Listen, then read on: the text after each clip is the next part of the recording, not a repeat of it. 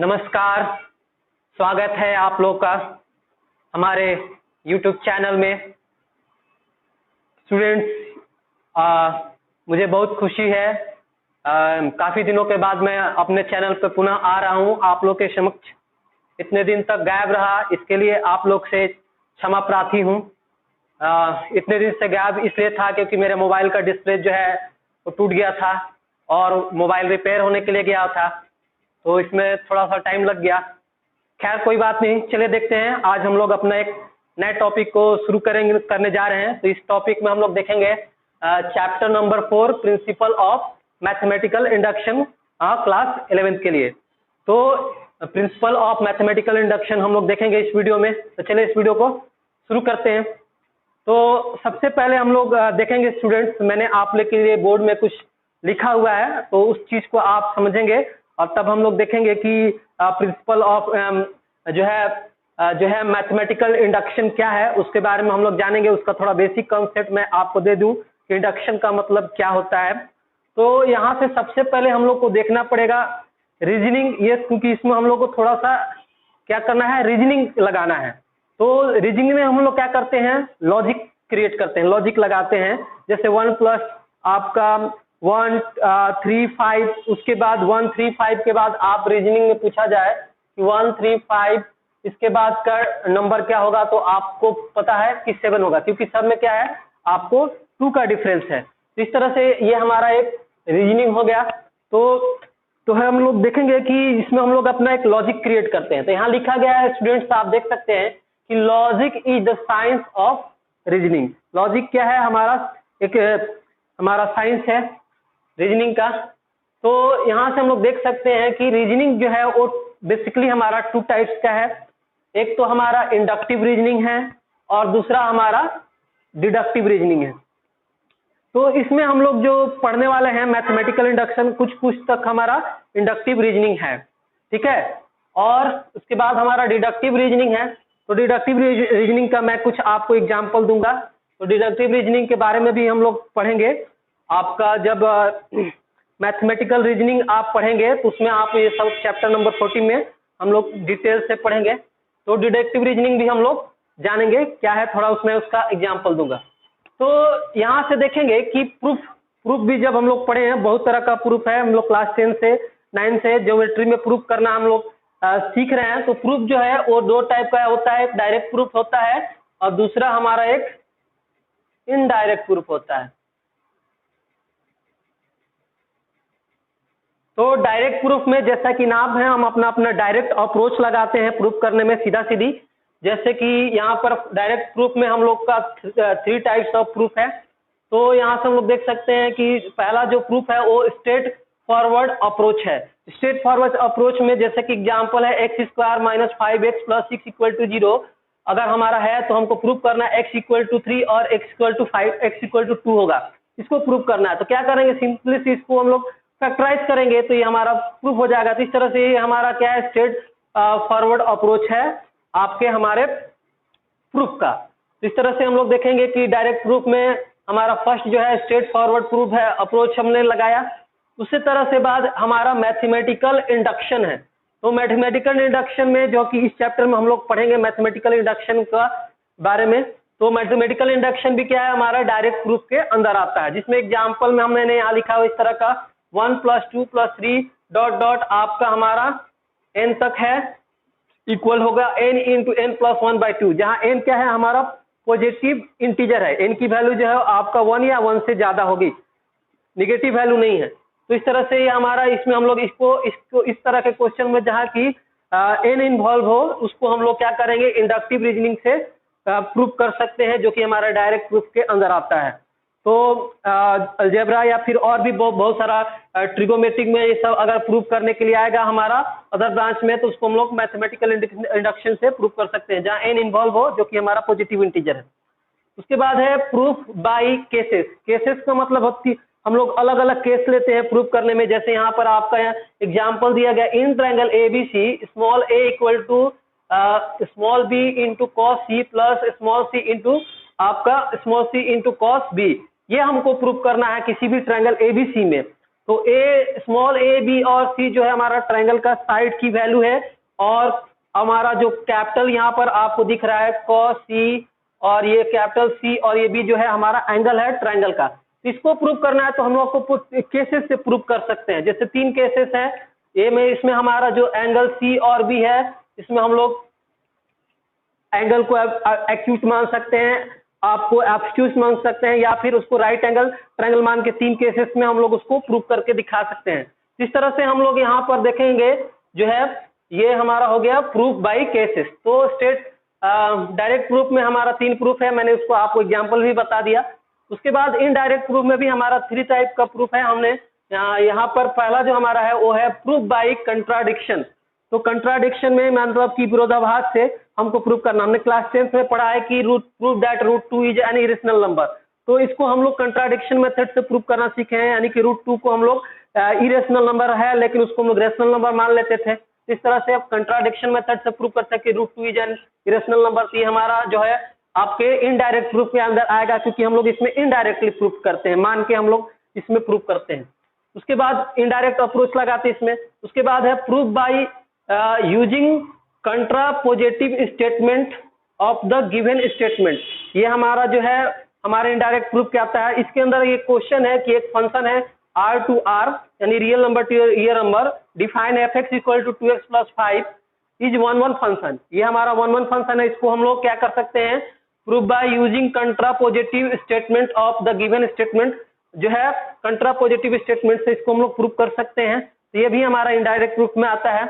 और उसके बाद है हमारा 3rd नंबर प्रूफ है प्रूफ बाय ए काउंटर एग्जाम्पल। इसमें हम लोग एग्जाम्पल बहुत सारा एग्जाम्पल देके स्टेटमेंट को प्रूव करते हैं। जैसे एग्जाम्पल है हमारा any odd positive integer either in form of 6u + 1, 6u + 3 और 6u + 5। तो इस तरह का प्रूफ आपने 10th क्लास में पढ़ा है कि कोई भी पॉजिटिव जो है ऑड पॉजिटिव इंटीजर होगा, प्रूफ करना है आपको 6u + 1 या 6u + 3 + 6u + 5। तो ये जो है इसको हम लोग काउंटर एग्जाम्पल यानी बहुत सारा एग्जाम्पल लेके इसको प्रूव कर सकते हैं।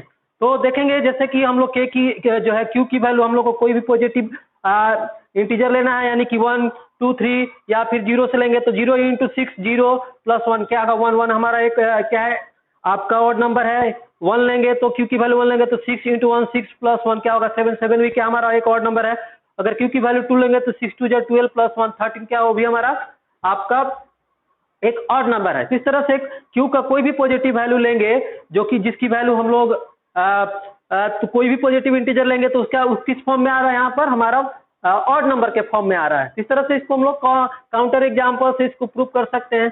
इस तरह से आपने देखा कि प्रूफ में हमारा डायरेक्ट प्रूफ और इनडायरेक्ट प्रूफ है, और डायरेक्ट प्रूफ में हमारा 3 टाइप्स ऑफ प्रूफ है और इनडायरेक्ट में भी हमारा 3 टाइप्स ऑफ प्रूफ है। तो किसी भी चीज को आप प्रूव करने के लिए किसी एक मेथड से या फिर उसको बहुत सारा मेथड से आप प्रूव कर सकते हैं। तो इस तरह से हम लोग देखें कि प्रूफ क्या है। अब देखते हैं अगला जो हमारा है वो जो है चीज वो हम आपको स्टेटमेंट के बारे में बात करने वाले हैं। तो स्टेटमेंट क्या है, तो मैथमेटिक्स में स्टेटमेंट उसको माना जाता है या तो जो है कि आपका जो ट्रू होगा या फिर फॉल्स होगा। जैसे कि हम कहें कि 2 + 2 4 होगा तो ये हमारा ट्रू है, जिसको हम लोग मैथमेटिकल जो है स्टेटमेंट कहेंगे। और अगर कहें कि 2 + 2 हमारा 5 होगा तो ये क्या है हमारा फॉल्स है। तो ये हमारा क्या है एक मैथमेटिकल स्टेटमेंट है। या तो जो स्टेटमेंट ट्रू है जिसके बारे में हम कह सकते हैं कि ट्रू है या फिर फॉल्स है, तो उसका जो है उसको हम लोग मैथमेटिकल स्टेटमेंट कहेंगे। यानी जिसका जवाब हमारा यस या फिर नो है उसको हम लोग क्या कहेंगे मैथमेटिकल स्टेटमेंट कहेंगे। तो और एग्जाम्पल में देखेंगे जैसे कि राम एक अच्छा लड़का है, तो ये हमारा एक मैथमेटिकल स्टेटमेंट नहीं है, एक मैथमेटिकल एक्सेप्टेबल स्टेटमेंट नहीं है, क्योंकि राम एक अच्छा लड़का है या नहीं है इसके बारे में हम लोग जो है कुछ कह नहीं सकते हैं। अच्छा लड़का भी हो सकता है, खराब लड़का भी हो सकता है।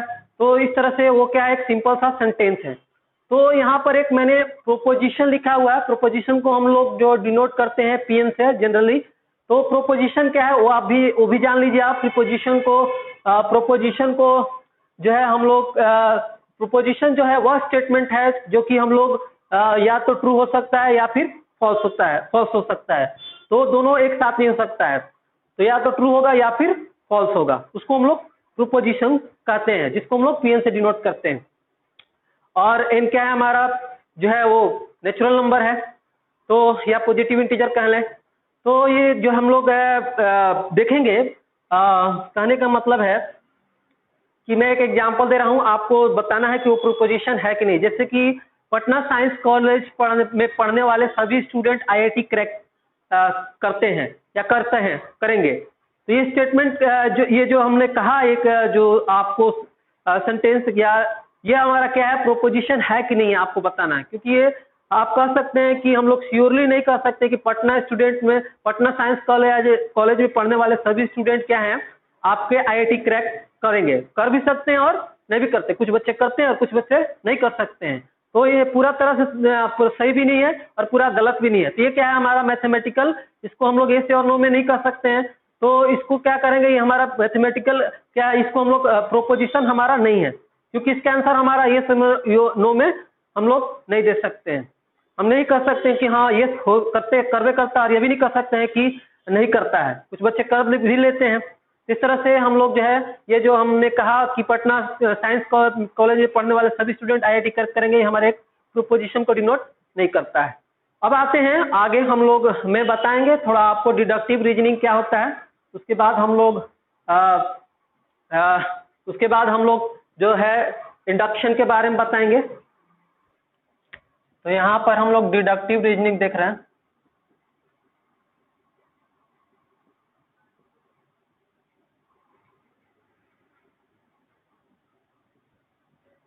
तो डिडक्टिव रीजनिंग में देखेंगे कि क्या है थोड़ा, अगर हम कहें कि रवि इज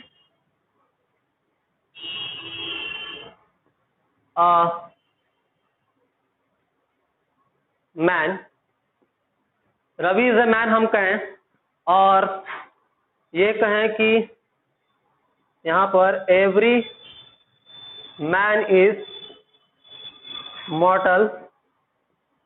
मॉर्टल का मतलब होता है कि आदमी जो है मरता है, इनमॉर्टल का मतलब होता है कि अमर है। तो एवरी मैन इज मॉर्टल, तो रवि इज अ मैन और every man is मॉर्टल।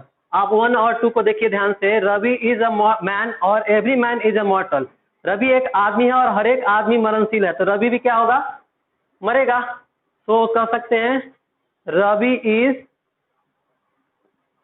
From 1 and 2 से हम लोग क्या कर सकते हैं, फ्रॉम 1 and 2 से Ravi is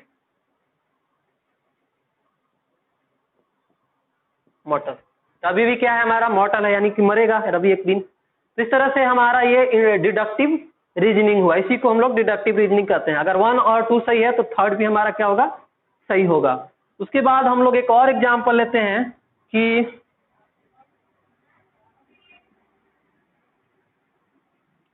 8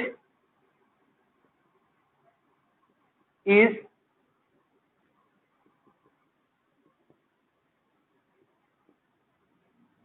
by 2, 8 is divisible by 2 है, और यहाँ पर हम लोग every number is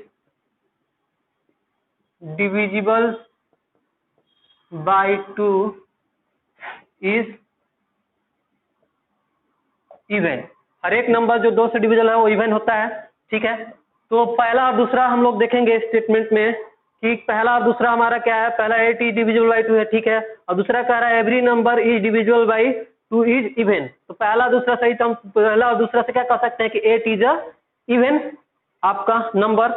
इस तरह से पहला और दूसरा से हम कह सकते हैं कि 8, क्योंकि 8 भी हमारा एक इवन नंबर होगा, क्योंकि हर एक इवन नंबर क्या है, हमारा 2 से डिविजिबल है, हमने दूसरा में कहा।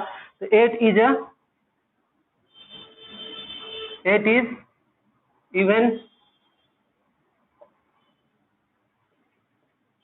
नंबर। 8 भी हमारा क्या होगा, एक इवन नंबर है। तो पहला दूसरा अगर हमारा स्टेटमेंट सही है तो थर्ड भी क्या होगा, हमारा सही होगा। इसको बोलते हैं हम लोग डिडक्टिव रीजनिंग। तो इसमें हम लोग थोड़ा सा डिडक्टिव रीजनिंग का भी हम लोग इस्तेमाल करेंगे हमारे मैथमेटिकल इंडक्शन में, इंडक्टिव रीजनिंग में। तो चले देखिएगा, इसको हम लोग अब शुरू कर रहे हैं चैप्टर को। तो देखिए यहाँ पर जो है मैंने यहाँ पर लिखा हुआ कि इंडक्शन जो है, जो कि इंडक्टिव रीजनिंग यहाँ पर हम लोग बात कर रहे हैं, मैथमेटिकल इंडक्शन की बात कर रहे हैं।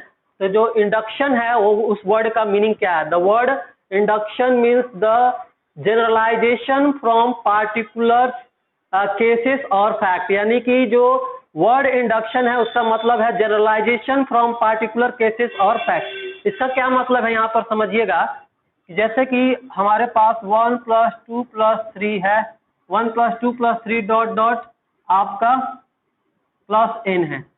तो इसको हम लोग जनरलाइज करके क्या लिख सकते हैं, n × n + 1/2, और n का जो वैल्यू है, n का हमारा पॉजिटिव इंटीजर है, तो n की वैल्यू क्या है, >= 1 है। इसी को हम लोग जनरलाइज करेंगे, किसी पार्टिकुलर केसेस या फैक्ट को जनरलाइज करके करेंगे, इसको हम लोग क्या कहेंगे, इंडक्शन कहेंगे। इसका मतलब इंडक्शन का मतलब यही है। तो इस तरह से तो ये एक हमारा स्टेटमेंट है, तो इसको प्रोपोजिशन कहेंगे। इसमें हम लोग देखेंगे कि ट्रू है तो ये हमारा प्रोपोजिशन हो गया, फॉल्स रहेगा तो भी प्रोपोजिशन हो गया, प्रीपोजिशन नहीं प्रोपोजिशन, जो कि हमने आपको बताया है, पीएन से डिनोट करते हैं उसको। इस तरह से हम लोग देख रहे हैं कि इस फैक्ट को या इस केस को हम लोग जनरलाइज करके इस तरह से लिख सकते हैं। अब इस देखेंगे, इसका इस्तेमाल हम लोग इस फॉर्मूले का इस तरह से रिजल्ट कर सकते हैं या फॉर्मूला, तो इसका इस्तेमाल हम लोग कब करते हैं, कैसे करते हैं, आपने पीछे जो है आपने अर्लियर क्लासेस में, पीछे वाले क्लास में पढ़ा भी होगा, जाना भी होगा कि फर्स्ट 10 नंबर का सम क्या होगा, फर्स्ट 10 नेचुरल नंबर का सम क्या होगा। तो फर्स्ट 10 नंबर का नेचुरल नंबर का सम करने के लिए हमको क्या करना पड़ेगा, 1 + 2 + 3 + 4 + 5 + 6 + 7 + 8 + 9 + 10, आपको सबको जोड़ना पड़ेगा। सब आप जोड़ेंगे तो आप फर्स्ट 10 नंबर का जो है नेचुरल नंबर का सम पास लेंगे। तो ये आप थोड़ा जोड़ने में क्या होगा, थोड़ा टाइम लगा, लेकिन इसके अकॉर्डिंग इसको हम लोग इस फॉर्मूला का अगर इस्तेमाल करें तो यहाँ पर कितना है, हमारा टोटल नंबर कितने, हमारा 10 है, तो यहाँ इनकी वैल्यू हमारी 10 हो गई। तो 10 × 10 + 1/2 देखेंगे क्या होगा, 10 × हमारा 11/2, यहाँ 2 से हमारा 10 हमारा कैंसिल आउट होगा, तो 11 5 क्या हो जाएगा हमारा 55, यानी कि फर्स्ट 10 नेचुरल नंबर का जो सम होगा हमारा 55। इस तरह से हम लोग इस जो है रिजल्ट से आसानी से इसको हम लोग जो है विदिन 1 सेकेंड इसको बता सकते हैं। इस तरह से जो है ये हमारा, इसको हम लोग इस स्टेटमेंट को by the principal of mathematical induction से प्रूव करेंगे। तो चलिए देखते हैं, आपको ये जो है जनरलाइजेशन समझ में आ गया क्या है। इसी तरह से आप जो है 1 से लेके 100 तक का नेचुरल नंबर का जो है आपका सम निकाल सकते हैं। तो आप निकालिएगा कि 1 से लेके 100 तक का नेचुरल नंबर का सम क्या होगा, और अगर आप बना लेंगे तो आप कमेंट बॉक्स में आप उसका आंसर भी दे सकते हैं। चलिए, तो यहाँ से हम लोग इस जो है एक हमारा स्टेटमेंट है जिसको प्रोपोजिशन बोल रहे हैं, जिसको पीएन से डिनोट कर रहे हैं। तो इसको हम लोग मान लेंगे, जो अगर 1 + 2 + 3 = n है तो इसको हम लोग पीएन मान लेंगे, जो कि हमारा एक प्रोपोजिशन है। Let PN = let given statement भी पीएन, तो पीएन है जो कि जिसको हम लोग प्रोपोजिशन कर रहे हैं, पीएन जो कि एन क्या है हमारा, एन का वैल्यू जो है >1 है, यानी कि पॉजिटिव इंटीजर है। इसको हम लोग को प्रूव करना है। तो फर्स्ट स्टेप में हम लोग जो है स्टेटमेंट जो भी आपको दिया रहेगा स्टेटमेंट, उसको पीएन मानना है। लेट पीएन = ये है, तो हमने ये लिया है। अगर दूसरा हमारा क्वेश्चन है तो उसको मानेंगे लेट पीएन, यानी कि हमको पीएन ले लेना है, ठीक है। तो उसके बाद जो सेकेंड हमारा स्टेप है उसको हमको क्या करना है, ये सारे क्वेश्चन में जितने भी हमारे एक्सरसाइज 4.1 में सारे क्वेश्चन में जो है एक ही हमारा स्टेटमेंट जो है फॉलो होगा, सभी क्वेश्चन में एक ही स्टेटमेंट फॉलो होगा। इस तरह से इसको आप ध्यान देंगे पहला में जो हम लोग स्टेटमेंट लिख रहे हैं, बाकी सब में वही चीज आपको फॉलो करना, केवल आपको डिजिट को चेंज कर देना है और थोड़ा जो है आपको कैलकुलेशन को है डिजिट के अकॉर्डिंग हमारा चेंज होगा। बाकी सारा स्टेटमेंट सब में सेम है, कॉमन है। इस तरह से हम लोग लेट गिवन स्टेटमेंट भी पीएन को लिख के हम लोग इस तरह से करेंगे। ये फर्स्ट स्टेप हुआ।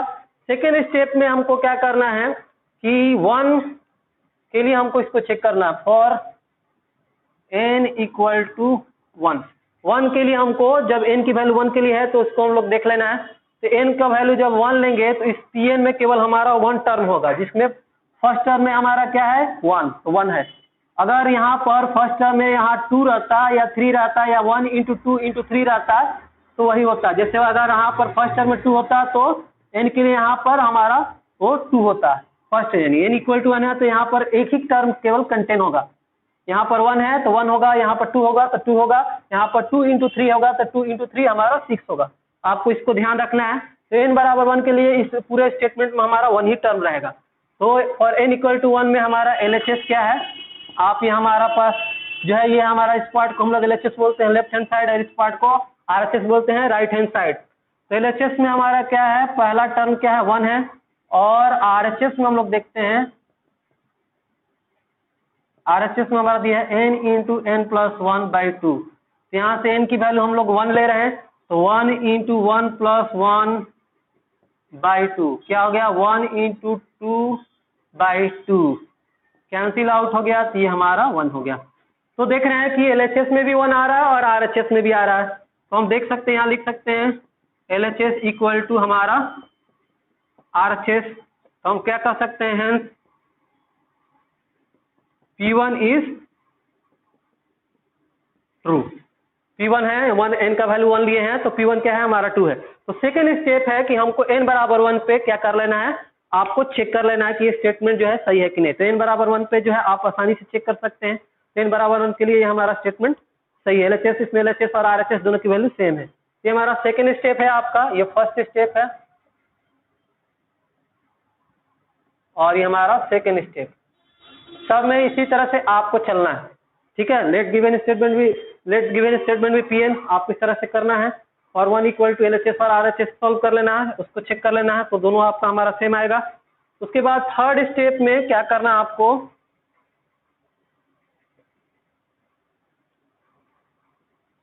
आपको थर्ड स्टेट में हम लोग को k के लिए हमको ट्रू मान लेना है। इस स्टेटमेंट को k के लिए ट्रू मानना है। k क्या है, सम पॉजिटिव इंटीजर, यानी कि k की वैल्यू आप 2 रख सकते हैं, 3 रख सकते हैं, कोई भी 5 रख सकते हैं। तो जनरली हम लोग k ले रहे हैं। तो इस तरह से लेट आपका pk is true where k is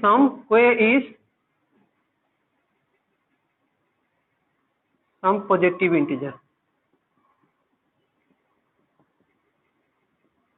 क्या है, k कोई हमारा पॉजिटिव इंटीजर है। तो ये क्या हो जाएगा हमारा, ये पे हमारा हो जाएगा 1 plus 2 plus 3 plus dot dot, जहां n है वहां पर हमारा क्या होगा, k होगा। तो इक्वल टू n का जगह हमको k रखना है, तो k into k plus 1 by आपका 2। इस तरह से हमने pk के लिए क्या करना है, pk को ट्रू मान लिया है, ठीक है, जहाँ k हमारा सम पॉजिटिव इंटीजर। तो इस तरह से हमने k के फॉर्म में जहां जहां आपके इसमें n है उसको हम लोग को k के फॉर्म में राइट करना है, और इसको इक्वेशन 1 मानना है। ये हमारा इक्वेशन 1 हो गया। तो ये हो गया हमारा थर्ड स्टेप। अब हमारा फोर्थ स्टेप है, जो कि हमारा फाइनल स्टेप है। उसमें हम लोग को k प्लस 1 के लिए क्या करना है, इस स्टेटमेंट को ट्रू करके जो है हमको सॉल्व करना है या प्रूफ करना है। तो k प्लस 1 के लिए अगर स्टेटमेंट सही है तो क्या होगा, ये Pn जो है स्टेटमेंट हमारा हर नेचुरल वैल्यू के लिए सही होगा। इसमें हम लोग देखिए यहीं पर ये जो है हम लोग डिडक्टिव रीजनिंग का इस्तेमाल किए हैं। तो इंडक्टिव रीजनिंग का भी इस्तेमाल है यहाँ पर, और डिडक्टिव रीजनिंग का। कि 1 के लिए सही है तो ये हमारा डिडक्टिव रीजनिंग है, तो 1 के लिए सही है, आपका k के लिए सही है, और k प्लस 1 के लिए हमने सही कर दिया। ये Pn स्टेटमेंट क्या हो गया, अननेचुरल वैल्यू के लिए सही हो गया, ये डिडक्टिव रीजनिंग है, ठीक है। तो यहाँ से और ये जो है हमारा Pn इक्वल टू इतना दिया है, तो इसको जनरलाइज करके n इंटू एन प्लस 1/2 कर लिया, तो ये हमारा मैथमेटिकल इंडक्शन हो गया, इसको इंडक्टिव है। इस तरह से यहाँ पर हम लोग दोनों इसके इस्तेमाल कर रहे हैं। अब आते हैं आगे इसमें कि अब आगे बढ़ेंगे, तो आगे बढ़ने के लिए मैं इसको आपको इरेज कर रहा हूँ, आप वीडियो को पॉज करके आराम से नोट करेंगे।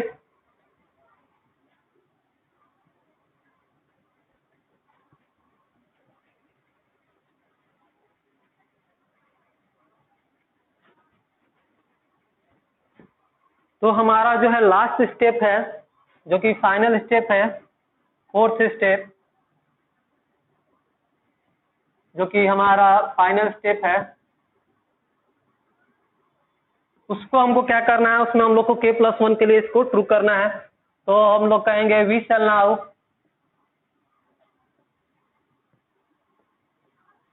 Now prove that pk plus 1 is also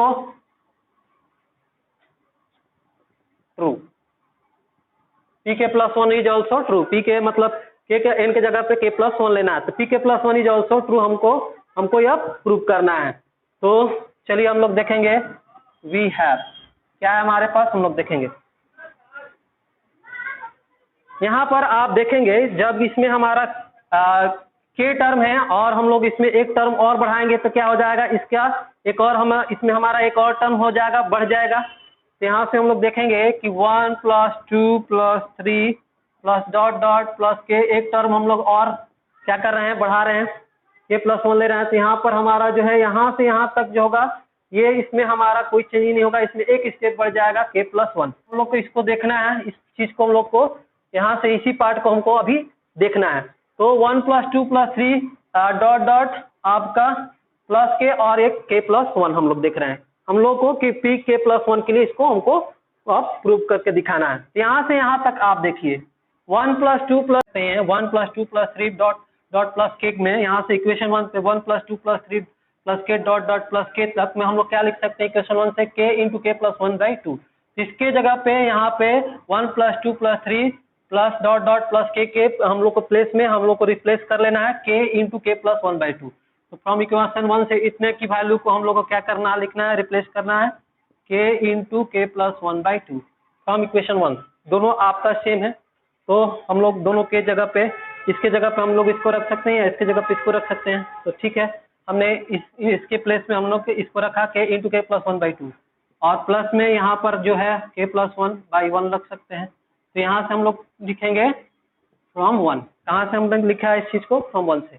अब देखे हैं कि अब इसके बाद हम लोग सिंपल सा प्रोसेस है जो कि क्लास 6 से आप करते आ रहे हैं, जो है आपका फ्रैक्शन का ऐड है। फ्रैक्शन का ऐड आपको करना है तो 2 और 1 का जो हमारा एलसीएम होगा स्टूडेंट वो 2 होगा और यहाँ से 2 को डिवाइड करेंगे तो 1 होगा और 1 से इसको मल्टीप्लाई करेंगे तो हो जाएगा ये k × k+1 और फिर से 1 से 2 को डिवाइड करेंगे तो क्या हो जाएगा 2 और 2 से इसको k+1 से मल्टीप्लाई करेंगे तो हो जाएगा 2 × k+1।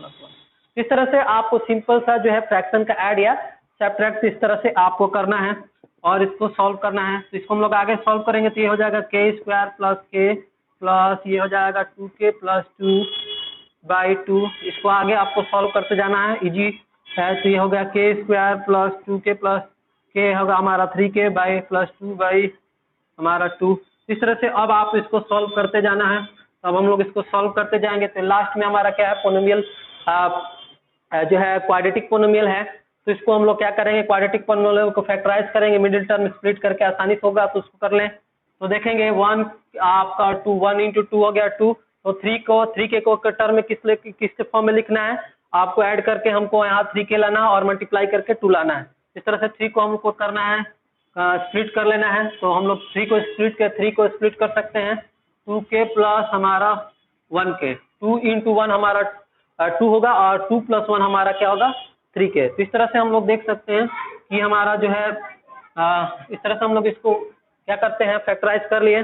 अब आगे आप देख सकते हैं कि इसमें k हमारा कॉमन है तो ये हो जाएगा k × k+1 प्लस यहाँ 1 कॉमन हो गया तो ये हो जाएगा k प्लस हमारा आपका k प्लस यहाँ पर हमारा 2 होगा और यहाँ पर भी हमारा 2 होगा। इस तरह से आप देख सकते हैं /2। आगे इस तरह से आपको सॉल्व करते जाना है। तो ये हमारे पास आएगा k+1 × हमारा k+2 जो है कॉमन /2। इस तरह से हम लोग ने यहाँ तक सॉल्व कर लिया। अब हम लोग देखेंगे कि हमारा जो प्रोपोजिशन के फर्स्ट प्रोपोजिशन में जहाँ पर हमारा उसके RHS में हमारा क्या था, n × n+1/2।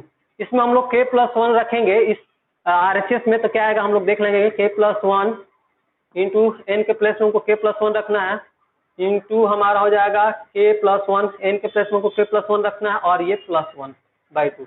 तो फाइनल जो रिजल्ट है, जो कि हमारा ये जो फाइनल रिजल्ट है हमको इससे मैच होना चाहिए तब जाके हमारा pk+1 के लिए भी ये स्टेटमेंट क्या होगा, सही हो जाएगा। तो इस तरह से हम देख रहे हैं कि मैच कर रहा है कि नहीं। ये हो जाएगा k+1 × k+1 + 1। इसको 2 को हम लोग क्या लिख सकते हैं, 1 + 1 लिख सकते हैं। तो ये देखेंगे कि k+1 के लिए जब हम लोग RHS में लिया है, ये हमारा जो देख रहे हैं ये हमने, और फाइनल रिजल्ट को देखें दोनों हमारा क्या हो रहा है, मैच हो रहा है, दोनों हमारा सेम है। तो क्या हो रहा है, ये स्टेटमेंट जो है PN स्टेटमेंट क्या हो रहा है, k+1 के लिए भी हमारा ट्रू हो गया। इस तरह से हमने देखा कि यहाँ से हम लिख सकते हैं, अब लिखेंगे आगे 10 pk+1 is true whenever pk is true। जब हमने pk तो पहले ऑलरेडी ट्रू कर लिया है तो pk+1 सही होगा कब के प्लस 1 सही होगा जब पी के हमारा सही है। इस तरह से हमने देखा कि पी के प्लस हमारा 1 ट्रू हो गया। तो हम लोग आगे लिख सकते हैं hence by principle of mathematical induction Pn is true for all natural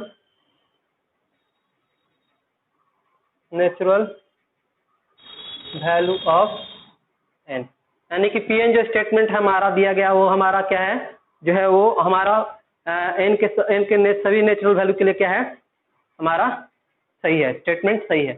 इस तरह से हम लोग इस स्टेटमेंट को जो है प्रूव करने के लिए डिडक्टिव रीजनिंग और इंडक्टिव रीजनिंग दोनों का ही जो है हमने कॉन्सेप्ट को लिया है।